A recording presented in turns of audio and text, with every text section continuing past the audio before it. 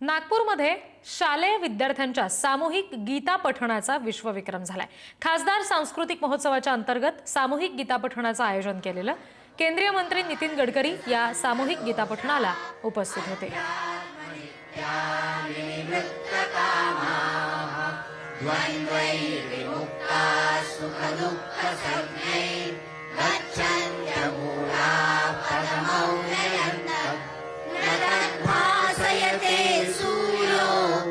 शशांको न पावकः यद्गत्वा न निवर्तन्ते तद्धाम परमं मम ममैवांशो जीवलोके जीवभूतः सनातनः मनश्चष्टानि इंद्रियाणि प्रकृतिस्थानि कर्षति शरीरं यदवाप्नोति यच्चाप्युत्क्रामतीश्वरः गृही